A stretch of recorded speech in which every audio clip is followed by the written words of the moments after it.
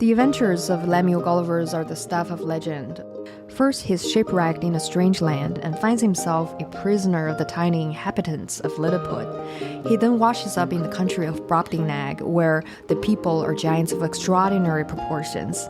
Further exploits see him stranded with the scientists and philosophers of Laputa and meeting a race of talking horses who rule over bestial humans.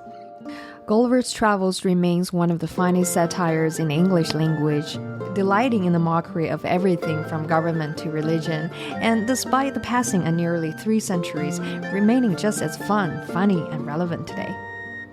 Thank you for tuning into The Global Novel. I'm Claire Hennessy. With me today are chief editors of the 2023 Cambridge Companion to Gulliver's Travels, Dr. Daniel Cook and Dr. Nicholas Seager. Daniel is an associate dean and reader in English literature at the University of Dundee, whose teaching and research interests include 18th and 19th century literature. Nick is lecturer in English literature at Keele University, UK. His research interests are restoration and 18th century literature. Welcome to the show, Daniel and Nick. Great to be here. Thanks for having us. Yeah, indeed. Thanks. Well, to begin with, what do you think Jonathan Swift's intentions were in writing Gulliver's Travels? Great question. It's always a difficult question with a satirist, especially such an experienced satirist as Swift. He's mocking everything and everyone. Very famously, he said, he claimed that he wanted to vex the world rather than divert it with this book in particular. So he wanted to challenge our assumptions, our cherished institutions, if you like. Nothing is off limits. He attacks everything and everyone. But at the same time, though, I would kind of quibble with what Swift says, because this book is very diverting. It's very entertaining. It's very funny. It's full of farce. It's full of humor. But it's also got its very serious intellectual side as well. That's why it's such a brilliant book. Yeah, I'd agree. I'd say that it's easy to overlook that Gulliver's Travels is a supreme work of the imagination. As you said, Claire, Swift imagines these worlds in which Gulliver is either a 12th of the size of the inhabitants or 12 times larger than them. And then he goes on to all kinds of strange and wonderful worlds and encounters rational animals. So it's a great work of the imagination. It's a great adventure story. And that's why I think it's had such an enduring appeal, especially amongst younger readers. So Gulliver gets into all kinds of escapades due to physical differences or other kinds of ways in which he's made vulnerable in these strange new worlds. But Swift did also have some serious points. He wanted to challenge the premise that humans were entirely rational creatures, the idea that the world revolved around humanity in some respects, and it's important for decentering people from the world in which Gulliver operates. And I don't think we should also entirely overlook the fact that Swift probably, you ask about intentions, Swift knew that this would be popular. He knew that this would be a fantastically successful book because it is so readable and enjoyable, and it was a huge commercial hit at the time. Right. Well, how was it received? We know that Swift knew the book would incite much controversy, so he published it anonymously, right? Well, there's I won't get the quotation quite right, but Swift's friend John Gay told him that it was being read everywhere from the nursery to the cabinet council, and that's remained true largely today. So the one thing to say about the reception is that it was very, very popular. It was an expensive book for its time. It was in 2 volumes. It was 8 shillings 6pence, which is quite a lot of money. Not a lot of people could afford it. And so it was popularized through abridgments and through serializations, and people were dead keen on it. So in some sense, it was a huge success. In other respects, as you've said, it was also a very controversial work. There is a lot of satire in Gulliver's Travels, which seems to be directed against particular people, and Swift and his friends were worried about how that would go down. In some respects, it's written in a way to be quite guarded against that, both in the sense that it was published, as you said, anonymously, and he took great pains to cover his tracks and get back to Ireland as quickly as possible after having delivered the manuscript in London, and or at least having it delivered by his friends in London. And he also took pains to make sure that that people couldn't read it as a narrow, particular kind of topical work, that it had a series of bigger, more universal themes. That said, in the wake of Swift's death, some of the people who write about him straight afterwards, including his own cousin, find parts of Gulliver's Travels quite hard to defend, especially the tendency towards the kind of misanthropy in Gulliver's Travels, which remains debated to this day. But certainly there is a kind of moralistic backlash against Gulliver's Travels that sits alongside its huge popularity and the relish that people clearly had for it. I think Nick puts it really well. And I think even nowadays we kind of struggle with books that are popular straight away. It was a bestseller. It was out of print within weeks of publication. And a very expensive book as well. 2 volumes, as Nick says. I think critics, particularly with great literary works, kind of struggle with what to do with a popular text. And as Nick says, it was abridged very quickly. It was bowdlerized very quickly, pirated very quickly, translated into multiple languages fairly rapidly. But what I find fascinating about the sort of origin stories of Gulliver's Travels, as it were, is it's kind of an unlikely hit in many ways.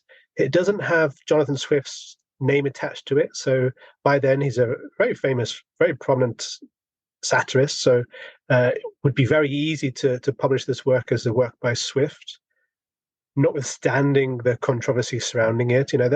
There are some quite aggressive gestures in the book, as it were. There are even sort of hints of attack on the late Queen Anne, for example. There's a lot of libelous stuff here. And it's published as Travels into Several Remote Nations of the World. It's not a very glamorous title, So it's an unlikely hit in many ways. But I think, as Nick said earlier, because of its fantastical elements, its very clear satirical drive, it cannot help but be the success that it was amongst critics and general readers. It feels like a slight sort of underdog story in many ways. It isn't sort of heralded as this sort of great beacon of literature at the time, but it just shows that it stands the test of time. And again, that's slightly unusual for satirical works. Satirical works tend to be so focused on the events that gave rise to that satire. Some of the people, particularly the politicians that Swift was attacking, criticizing, exposing for the hypocrisy, were dead, or they were out of office, they were out of power. But there's just something quite universal about this kind of story. So it's very particular, but also very universal as well. I think everyone sort of recognizes themselves, or people that they know, or people in the public eye in this text. So it's got a lot going for it, despite the very sort of quite thrifty, quite banal title page in many ways. What I truly love about the Cambridge Companion is its feminist and post-colonial reading of the satire. Critics have frequently characterized the narrative as misogynistic and stressed its negative representation of female physicality. What can we learn from Liz Bellamy's essay collected in this book that truly offers a new reading with this perspective of body and gender? Yes, so Liz Bellamy's got a fantastic essay in this collection. It's fantastic because she takes stock of fairly long-standing debates about the perceived misogyny of the text. And Liz quite rightly is clear that there is clearly misogynistic language in the text. The question is Swift being ironic? That's a standard satiric defense and so on. We certainly have very problematic depictions of the female body. It's rendered quite monstrous in Brobdingnag, the land of giants, where we have these sort of large, hairy, unattractive, unassuming female bodies. There's also a sense that some of the characters sort of have sort of cancerous breasts and so on, and the breasts are rendered sort of ludicrously large. And there's something about sort of the grotesque female body, if you like. But Liz and another critics have sort of begun to realize that Gulliver himself is gendered, and his view of the monstrous female body is at least in part a critique of his own monstrous masculinity. That he has these preconceived notions about female beauty and so on. So at quite a literal level, his view of their monstrosity says more about him than it does women, if you like. It's also worth pointing out, I think, that we've touched upon how this book talks about religion in quite complicated ways. This book is also full of commentary on modern science, particularly for what for Swift's generation was a fairly new invention, which is the microscope. And there is a sense that this sort of the female body is rendered in such a monstrous way because this is Swift critiquing or inviting us to be quite wary of microscopy. You can suddenly see God's creations in all of its sort of in such a close way, and metaphorically and literally, it will horrify our perceptions and so on. So it's misogynistic insofar as he's using the female body as a means to critique modern science, the science of the Royal Society, and so on. Or you could say, as Liz does in her essay, in a fantastic essay in this collection, this isn't just about female bodies; it's about male bodies as well, and we tend to ignore the latter. And I think that's why this is going to be such an influential essay, because it takes stock of the debates, but just pushes it into that new direction, which I think is so exciting. Yeah, Daniel's exactly right that the book is full of very problematic representations of female behaviour and female bodies. So in Lilliput, the women at court are a bunch of troublemakers, scandal mongers, and prone to infidelity and all of those sorts of things, causing men to fall out and so on and so forth. Classic kind of misogynistic sorts of portrayal. Then we get into Brobdingnag, and Gulliver describes with this kind of disarming candour the bodies that he experiences, but so much of that kind of grotesquerie, which is a kind of traditional form of satirical prose that he kind of adopts and extends from the French 17th century writer Rabelais. So much of it centres on the female form in particular, and especially kind of sexualised female bodies that are not attractive, but instead are disgusting, either because they're smelly or because they're hairy or because, he can see too closely, really. And it's absolutely right to say that Swift might be wrestling with philosophical debates about kind of perception and proximity, logically speaking. To give another example of that, when he finds, after he's been in Brobdingnag for a while, that when he meets people of his own size, he's shouting at them all the time because he needs to shout in Brobdingnag in order to be heard. So the idea is that he has this kind of hypersensitivity to the smells and the sights in Brobdingnag, but so often it does centre on the female form, which is this kind of site of monstrosity. I suppose a really interesting moment in light of what Liz writes is in the final part of Gulliver's Travels, and it's a rightly notorious episode where Gulliver is amongst these reasonable and rational horses, and there's a society of sort of humanoid, kind of bestial humanoid figures called yahoos, which are sort of presided over by the Houyhnhnms to some degree, but which are ultimately just kind of intractable. They're not domesticatable animals in any kind of way, shape or form, but they are basically human. And Gulliver is trying to take every measure he can to prove that he's not one of these things. But one day when he strips off and has a wash in a swim in a lake, he's assaulted by an amorous yahoo, which is, and this is kind of the horrifying degree of what Swift is imagining, an 11-year-old girl. And in some respects, it kind of extends that sort of attack on libidinous femininity to some degree. The product of it ultimately, though, is to confirm in Gulliver's own mind that he is this thing called a yahoo. And so the, I suppose, misogyny becomes a kind of self-hatred. So as Liz gets at so powerfully, it is also about vulnerable masculine bodies in all kinds of ways. when Gulliver is in positions of vulnerability, his is a body that is feminized as well. He's made a pet or a plaything or a toy or a doll in Brobdingnag in particular, where another young girl who he describes as his sort of nurse, Glumdalclitch, looks after him.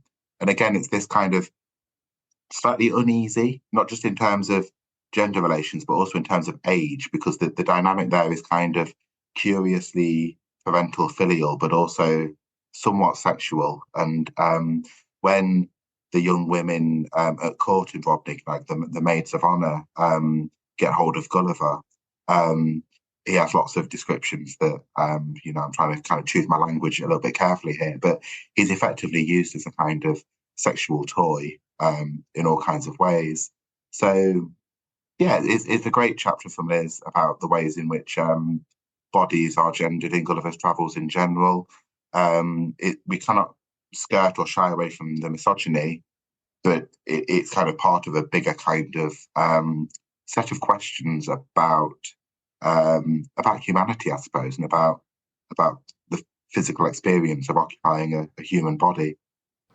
Right. As you both have highlighted Gulliver's role as a traveler and observer reflecting the intersection between literature and science from feminist perspective, could you also share more on how this intersection between literature and science is sketched against the backdrop of Britain's colonial ambitions and the pursuit of knowledge during the early 18th century? I suppose Gulliver's Travels is written at a point in time where we're kind of at the end of what we might think of as an age of discovery, where all kinds of new worlds are still being discovered. Of course, and I use discovered in a kind of, cautious sense, because, of course, these worlds are not discovered to the people who were originally there.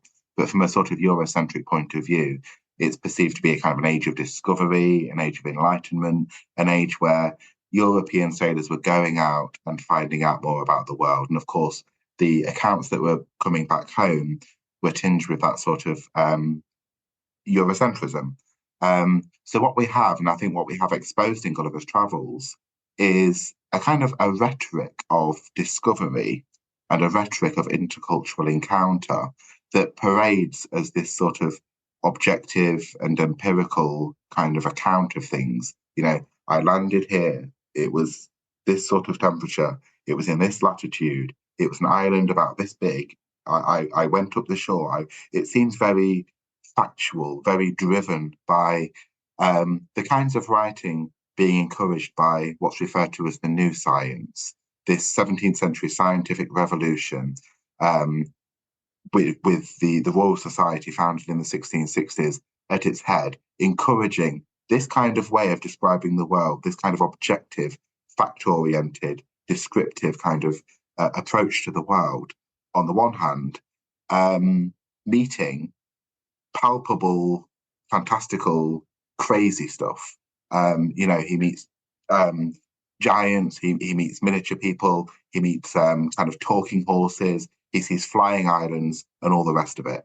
So that it's kind of, in some respects, we can understand Gulliver's Travels as sending up this kind of combination between a sort of scientific way of apprehending reality and the sort of imperial mindset that promotes as well. So in all kinds of ways, when Gulliver encounters people in foreign worlds, the descriptions are racialized in all kinds of ways. So he's drawing on travel books, he's drawing on earlier works that do describe peoples from other cultures. And a lot of that filters into Gulliver's Travels as well. But in some respects as well, Gulliver becomes this spokesperson for a kind of narrow-minded, I'd say not just British, but English kind of superiority, which is constantly sent up until it's utterly dismantled. And he ends the entire book by wishing that the Houyhnhnms would actually sail over to Europe and start taking over. He kind of wants this kind of counter-colonialism.